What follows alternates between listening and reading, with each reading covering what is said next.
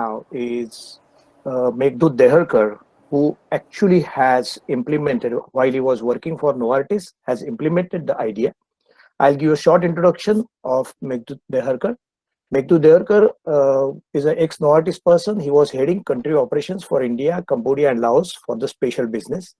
He was instrumental in implementing the social business model for Novartis using the principles of bottom-up pyramid, which impacted more than 30 million people across 11 states of India.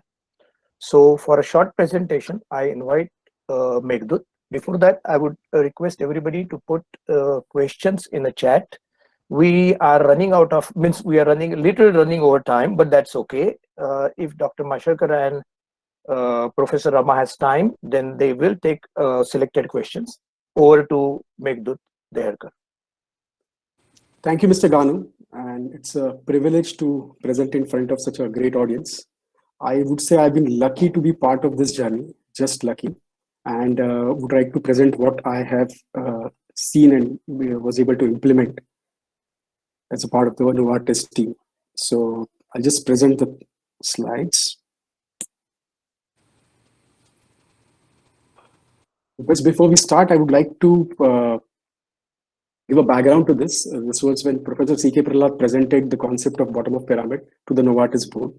It took almost 2 years for Novartis to take a decision, and they decided India as a market. And Mr. Ranjit Chani, the MD of Novartis India, met Professor C.K. Prahalad, and that's how this program was started. I joined when the initial program was already framed, and then the implementation was about to start. So access to healthcare, Arogya Parivar, which is a Novartis initiative based on bottom-up pyramid concept. So the idea was to improve healthcare access for those living at bottom of pyramid through a social business approach, profitable social business approach. The 4 pillars on which this model was built. The first was awareness. And awareness at patient level awareness about disease, prevention, care, hygiene, what dosage compliance, importance of going to a doctor when you are not feeling well, which would help you save your daily wages. So that's how the patient awareness was created.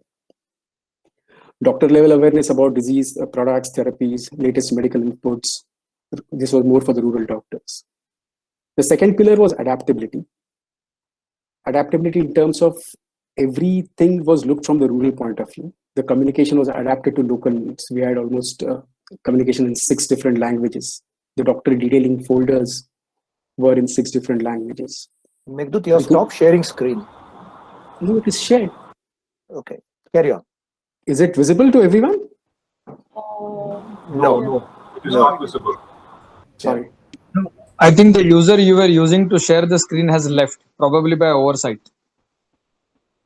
Okay, I'll just give you. Please carry on. Yeah. Is it? Can you see this? No. Yeah, now we can. Just a minute. Yeah, okay. Yes, Now we can. Carry on. Right. Perfect. So the first was awareness, as I said, it was patient level awareness and doctor level awareness. Patient was more in terms of disease prevention, care, hygiene, what food to eat, doctor importance, dosage compliances. Second was adaptability. Communication, everything was adapted to the local needs. The recruitment was done from local community. So we could actually connect with the community better. It was important to understand the culture, and hence everything was done from the village level. Third pillar was the accessibility. So in terms of, if you look at a small village, the old and women would hardly go to a doctor, or if they have to go, they would have to travel 5, 6, 7 kilometers. That too, when a tractor is there for them to take to a doctor. So we decided to get care at doorsteps, and we started conducting health camps at village level. The second axis was about products. The products that reached these small pharmacies in these markets were through indirect distribution. So the pharmacists actually had to go to a bigger place to buy those products and come back, not getting any credit facilities. We opened up distribution network in these tier 4, tier 5 towns. And the last part was affordability. When we started with the existing Novartis products and with small packs for the existing products. Once we built the infrastructure, once the systems were in place, then we studied the disease burden. And a decision was taken that we would try to cover at least 80% of the disease burden in the next 10 years. And then we launched products which were priced as per the rural markets. And this is the first time the products were only launched for the rural India from Novartis. So operationally, how did the model look like? So we demarcated an area. The geographic area was known as cell, CELL cell.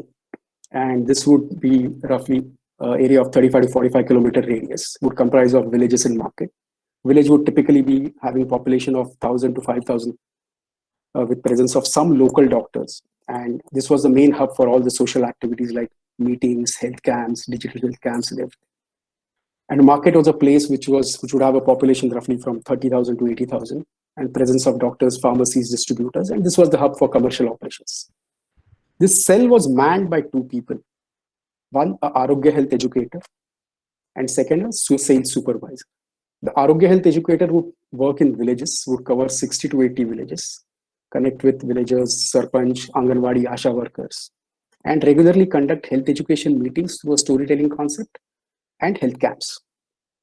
A sales supervisor would work in markets, cover 12 to 15 markets, connect with doctors, pharmacies, appoint distributors. And his main job was to arrange doctors for health camps in those villages.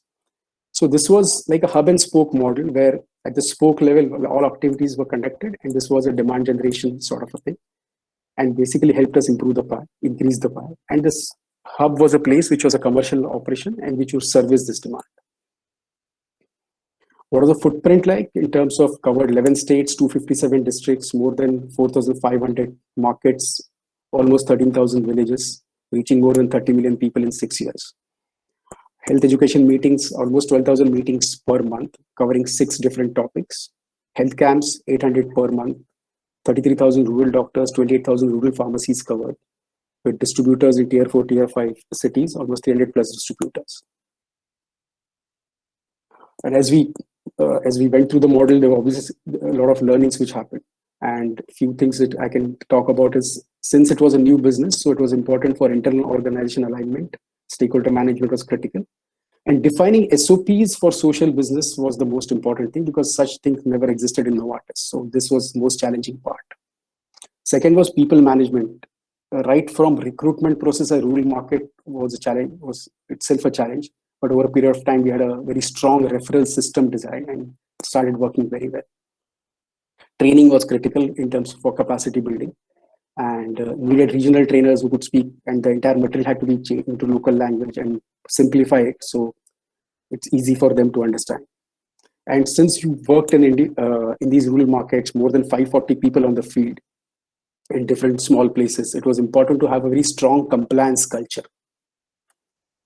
Obviously, review and monitoring systems was very, over a period of time, we had developed robust systems. So sales measurement, social effectiveness parameters, all these, we had online reporting and frequent audits to ensure things are in place. Anything, once you get into the rural business, rural India market, there's so much to do, and one single company cannot do it. So obviously, alliances, partnerships are extremely critical, and alliances with private players, government, this would definitely help in terms of broad basing this program. Thank you.